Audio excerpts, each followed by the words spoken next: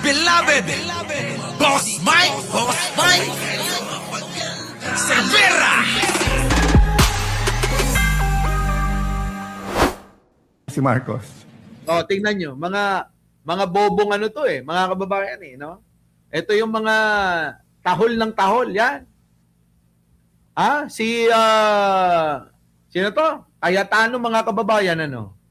Parang mula nang natanggal na maging Senate President, parang pinabayaan niya na rin yung sarili niya, no? Para hong si Cayetano nawalan na ng gana sa buhay mula nang nawala bilang Senate President. Daig pang na in despair. Daig pang iniwanan ng kanyang pinakamamahal na jowa. Kita nyo, mga kababayan? Ganyan ang mangyayari. Kita nyo, nawalan ng gana na sa buhay. Kaya ang ginagawa niya, yan, sumama na lang sa panggugulo dyan sa Senado. Ano po? Wala na, mga kababayan. Eto'y nawalan na ho ng gana sa buhay. Pinabayaan na yung sarili. Malamang ho yan. Pagka naamoy nyo, mabaho na yan. Sabi na lang niya, patayin niyo si Marcos. Sabi mo i-trigger, but anyway, I'm trying to process, but hindi logical yung sinabi mo that event will trigger. Because the event that will trigger the assassination on the tree is the killing of the Vice President. And the Yung mga kababayan ko, wag mo nang i-connecta. Kasi ang ginagawa ninyo, gusto nyo, wag pag-usapan yung dapat pag-usapan. Ang gusto nyo, pag-usapan natin yung banta kay Sara. Wala nga yun. Intriga lang nga yun. Kasi kung totoo yun, tumakbo na yan sa NBI, nagbigay na ng salaysay, at lahat ng mga damay, sangkot dyan. Tulad ng yung baklang burog, yung muka. Yung butas-butas na mukhang bakulaw. Dapat, nando doon. Mga kababayan, pumunta ng NBI. Kaya lang, etong si Cayetano, ipinagpipilitan pa rin. Diba, mga kababayan ko? Sabi ni... Correct! Ay, Chang, merong pinaparinggan, Sabi, uy, style! Arnold Lopez, alam mo, hugot yan. Hugot yung ginagawa mo na yan, May hugot ka. Hindi obvious yung hugot mo, Ay, nako! Ay, ano daw yun? Sabi ni Ai Chang, Ano yun? Si Arnold Lopez. Ikaw talaga. Joke yun, joke yun. Joke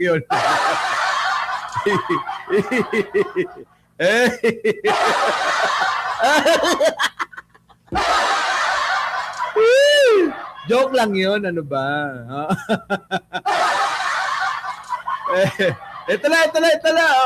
Oy, wala yun, ano ba? Mga pag nagmamahalan, walang away-away. Tandaan nyo, Ganun ba? Nabigyan ko lang ba ng mali siya?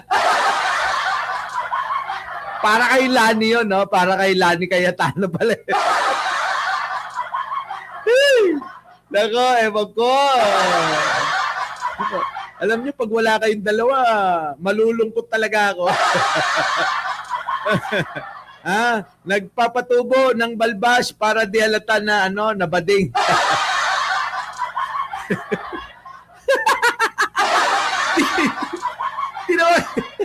Hindi naman kita napasama. Ano ka ba? Wala naman akong sinabi. Ang sinasabi ko lang, parang may hugot Ito na, joke only ba? Vice President will not tell people, kill me so that you kill them. Precisely, Your Honor. Ang death kasi, for instance, mamatay yung Vice Presidente, it does not necessarily follow na yung tatlo yung nagpapatay base doon sa utterances. Pwede kasing mamatay yung Vice Presidente for one reason or the other.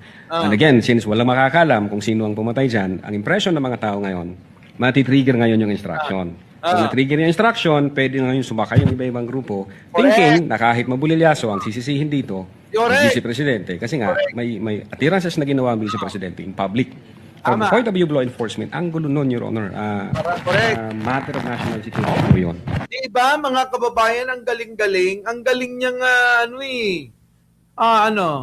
alam, Peter, kaya Tano, kala mo mapapaikot mo yan? Hindi yan si Robin Padilla. Kita mo? Totoo naman eh.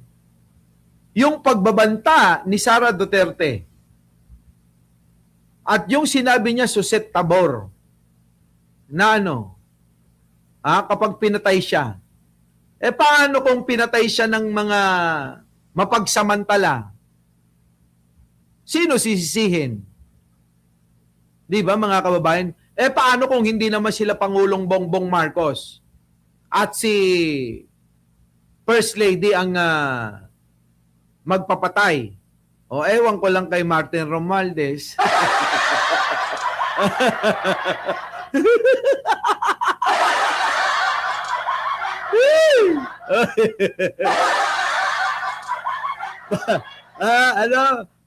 Siyempre pati baba, ahit. Diba? Di ba mga kababayan ko, isipin ninyo. Kung mamatay nga si Sara, sino pagbibintangan? Si Pangulong Bongbong, paano kung hindi nga sila? Sigurado hindi si Pangulong Bongbong Marcos yun. Kung may pumatay man kay Sara. Hindi naman si First Lady yun. Malabo yun, makajus yun eh. Ewan na lang natin kay Martin Romualdez. Tanungin nyo kay Martin, ha? Baka naman, baka siya yung pagbintangan. Yun lang naman, di ba? Pero ewan ko, bakit etong mga senador ng mga DDS, wala talaga eh. Kahit anong gawin nila. So ano ang ending? Ang ending niyan, mga kababayan, aminin na lang. Inamin na nila na talagang yung video, ayun, wala na. Kaysa daw mapaupo si Sulaika. Baka kung ano-ano pang sabihin. Parang ganito lang, Tignan nyo yung katwiran nito. Pare-parehas sila, mga kababayan, ha? Ito. Tignan nyo yung katwiran. Tuin mo na po ako. Ito. Bobo to. Tignan nyo yung mukha, mga kababayan. Tignan nyo yung ilong, mga kababayan. Mas malapad pa sa bibig. Ngayon lang ako nakakita ng ilong na mas malapad pa sa bibig. Kung ano yung butas ng ilong, mga kababayan, yun din ang butas ng bibig. Pakinggan natin tong katwiran netong isa pang bobo na to, ha? Attorney Lotok, arestuhin mo na po ako. Dahil po tinanong ako ng nanay ko kung anong masasabi ko kapag sinapak mo ako. Ang sabi ko po sa kanya ay meron na akong kinontratang tao na paghihigantihan ako at sasapakin ka rin. So, sang-ayon po sa inyong logic ay grave threats po iyon at inciting to sedition. Bobo, no, mga kababayan, bakit hindi mo sabihin na gamitin mo yung word na pagpatay? Tanga ka, abogado ka pa naman. Magkaiba yung pagpatay sa sinuntok, susuntokin ka lang, tanga. Yung pinagbantaan kang susuntokin ka at pinagbantaan kang papatayin ka, magkaiba yon. Abogado ka pa naman, tanga. Kayo, mga kababayan, isipin nyo maigi, ginagamit yung alin, pag sinuntok daw siya, kailangan arrestuin na rin daw siya kasi inciting to sedition na raw yun. Grave threat na rin yun. Grave threat na rin daw yun. Kita nyo? Ganito mga twiran itong mga bobo na ito, mga kababayan, ha? Ayan. Sipin yung maigi. Parehas ba yung pinagbantaan kang susuntukin sa pinagbantangang papatayin ka, kundi tanga ka? Diba? Kaya yung mga DDS, alam nyo, ganyan nila ginagawang ginagawang bobo eh. Talagang tingin nila sa mga DDS, bobo talaga eh. Na hindi kayang unawain tong kanilang mga pinagsasabing ito, mga kababayan. Biruin niyo yan. Oo, pinagloloko ko nito, Joey Salvadoro eh. LB, late na kayo. Maria Eleonora Palmis, mga late kayo. Eduardo Kadyon, mga late kayo. Mag-like nga kayo. Guhit Policar. Oo, mag-like ka nga. Hindi ka pa nagla-like eh. Oh. Kailan pa ho, mga kababayan, ikaw Angelito Ontalan, Kuya Maki, matatalino naman kayo, ano? O nawala na si Aichang at saka si Arnold Lopez. Paging Aichang, paging Arnold Lopez. Hoy! Ikaw, Teresita Tano, late ka na naman. Beth De Jesus. Kailan pa naging parehas Aichang? Yung pagbabanta na susuntukin sa pagbabanta na papatayin. Sige nga, Josie Tango, paki-explain nga. Kita nyo mga kababayan ko, yung kanyang logic mga kababayan, gusto niyang ihalin tulad sa logic ni Attorney Lutok. Putang ina, ang usapan dun pagbabanta ng buhay, hindi pagbabanta ng suntok, tanga. Di ba mga kababayan, ewan ko ba bakit ganito tong mga DDS, nakakawalang gana. Dito na lang tayo sa good news. Dito na nga lang tayo sa good news, mga kababayan, pwede ba? Good news, mga kababayan ko. Nako! Yung tennis star, si Iala, mga kababayan, nako, inimbitahan ni Pangulo sa Malacanang. Nako, ito na. Po sa inyong lahat. Ano pangalan nito? Si Iala, di ba? Ano pangalan yung buo? Arnold Lopez, alam na alam mo yan kung anong buong pangalan nito. Si Naida Berganyo, Marijo. Si Alex. Dito tayo, ha. Si Alex Iala. Yan, Ito ho yung tennis star, mga kababayan. Tennis star ito. Ito na mga kababayan, pakinggan natin ang napakamadamdamin at napaka-humble na mensahe para kay Pangulong Bongbong Marcos. Nako. Walang iiyak ha. Walang iiyak ha. Magandang gabi po sa inyong lahat.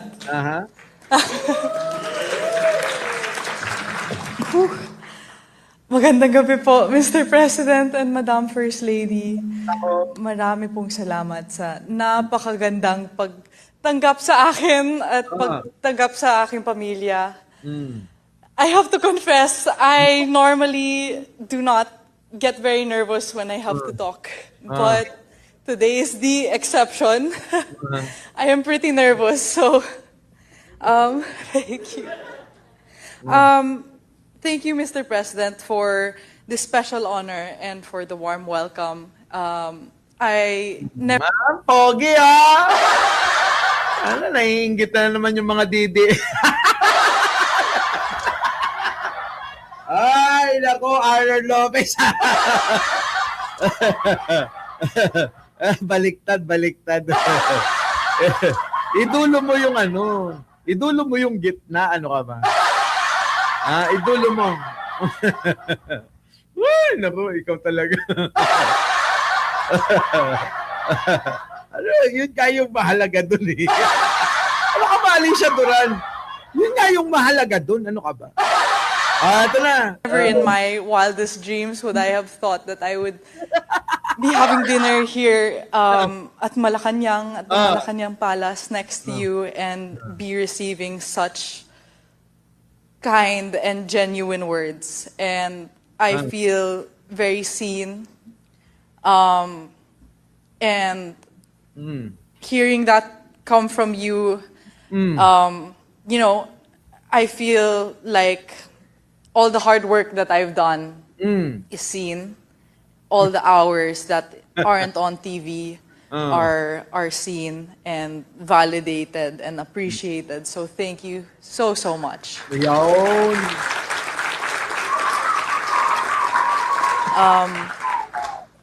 I'm so grateful for this recognition. I'm so grateful to be in a room filled with... Pagkamukha daw, yun ang nakakatuluyan, Beth De Jesus, ha? Ay, Ay, Alicia Duran, sabi ni Beth Jesus, kamukha daw. Yung mga kamukha daw, yun yung nakakatuluyan natin. Ano pa DNA? Gago? Bakit magpapa-DNA? Loko ka! Oh, tuloy. Such amazing people. It's so humbling to be in the presence of all of you. I'm so grateful that I am able to share my triumphs, most especially my recent run at Wimbledon with the country. Sabi nga natin, tagumpay ito nating lahat. Yon! I cannot begin to describe Aha. how overjoyed I am to see how my progress has been received by the Filipino people. And it Ay, tangkad pa, no? Tangkad neto eh. Oo, matangkad. warms my heart because I know that it comes from a profound and shared love for our nation. Gago to. With that being said, Ano pinagsasabi mo? Maniwala yung mga tao, ha? lubos kong ipinagmamalaki ang pagiging Pilipino. Yon! Grabe, no? Bakit may mukhang inchik dyan? Itong nakaupo. Itong nakaupo, mukhang inchik eh, oh. Tuloy. I carry the flag with me wherever I go. And I am a firm believer that where you come from is a big part of who you are. Grabe, no? So, like you said, Mr. President, I do my best to represent the best of our country Yo. on and off the court. Because I'm really proud and it comes from a genuine place of love.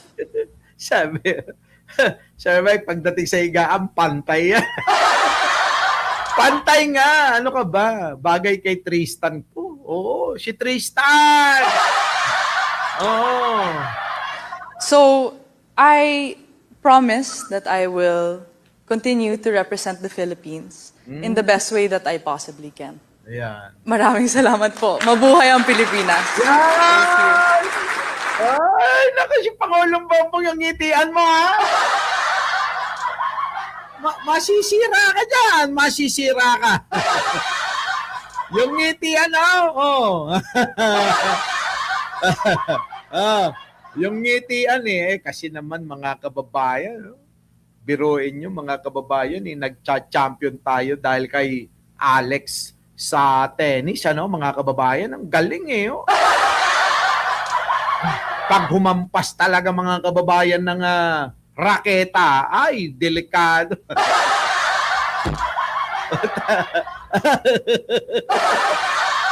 Bakit naman ako magsiselos kayo talaga? Ang bait-bait ni Jen Angeles, sabi nga ni Arnold Lopez maalaga. Pero inyo mga kababayan, pagkagising ko ng umaga, kasi na ako ngayon, no rice. So, lahat ng pagkain ko ngayon, kailangan yung mga lang, bawal na chichirya, bawal na ang mga junk foods, bawal na soft drinks, kailangan luyang dilaw, at saka turmeric, at saka pipino, at saka apple, carrots, malunggay. Yun na lang yung iniinom ko tuwing umaga, walang laman ng tiyan, at bago matulog. Ganon. Di ba mga kababayan? Siyang ka pa Arnold Lopez. Nako, hindi pinupulbuhan ako noon. Ano ka ba? Pinapaliguan pa nga ako noon Ano ka ba? Nililibagan ako noon. Siyempre, hindi ko naabot yung mga likod-likod ko, di ba? Ginagarog-garog ka ni Jen Angeles sa mga likod-likod, sa mga sigit-sigit. Sasabihin niya, itaas ang kamay. Tataas ka dito.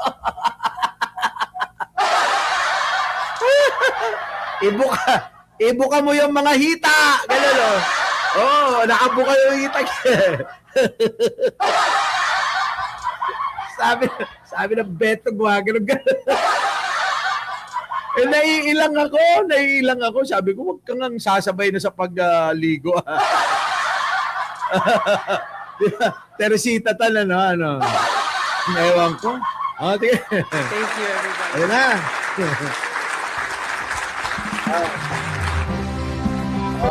Grabe no mga kababayan, ano? Dapat talaga naman, deserve naman talaga. Alam nyo, ano? Deserve naman talaga. Densoy Sacote, wala na, mababa na eh. Deserve, ano po, mga kababayan, ano? Elena Bencio, Fernando, Duenog. Oo. Sa inyong lahat. Shoutout po, Kita-kita tayo mamaya, sinisinok na ako. Ayan na, meron na ho akong mga trabaho sa baba. Oo, para hindi tayo inaabala sa ating live. Muli mga kababayan, maraming salamat sa inyong pagsama. Ako po muli ang inyong lingkod, wala nang iba. Mike Cervera po, laging nagsasabing, mahalin natin ang ating kapwa, pagdasal po natin lagi ang ating bansa. Maraming salamat po. Our beloved Boss Mike Cervera.